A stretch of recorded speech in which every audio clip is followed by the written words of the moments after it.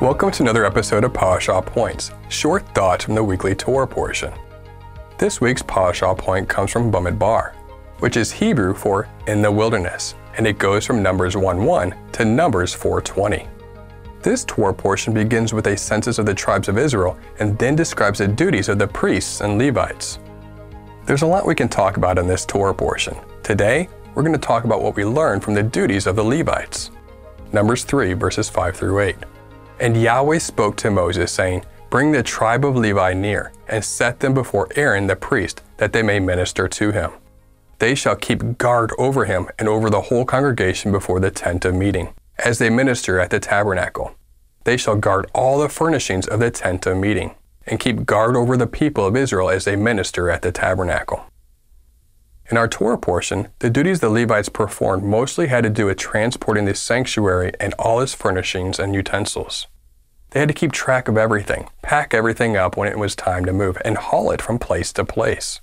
While these tasks are not as recognized in men's eyes as other Levitical duties, such as teaching or leading the people in song, that doesn't mean that these duties are insignificant.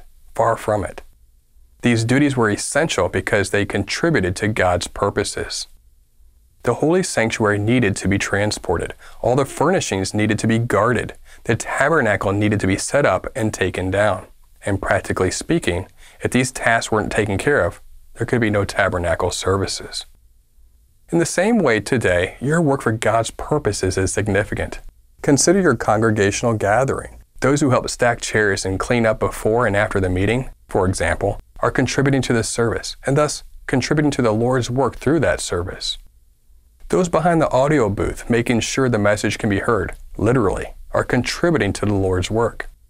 Those who prepare a meal for an outreach event are contributing to the Lord's work through that event. All of these tasks are honorable and significant in the kingdom. Even if people don't see or acknowledge such work, God does.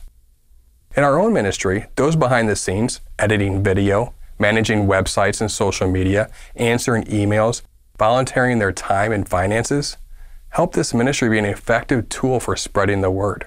Our ministry simply wouldn't be able to do what we do if it weren't for those you don't see in front of a camera. If you're impacted by a teaching of ours, just remember that somebody has to spend hours editing the footage, adding graphics, slides, and fixing audio. Somebody has to update our website, draft a newsletter, and release the video on all of our social media platforms to get that teaching out there. This is true beyond congregational services and teaching ministries. God works through the parents raising their kids, feeding them, teaching them songs about God, praying with them and reading the Bible to them every night. God works through a small kindness toward your spouse, reminding them that you love them and thus displaying Messiah's love for them. God works through your phone call to your friend, letting them know that you're praying for them. We all have a part to play in the kingdom, and everything we do for God's glory is significant. Thank you for joining us for another Parashah Point.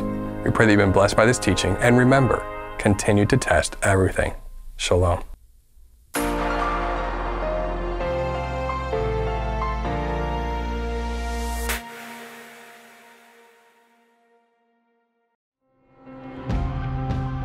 It is because of you, our generous supporters, who make it possible to offer these high-quality teachings completely free of charge.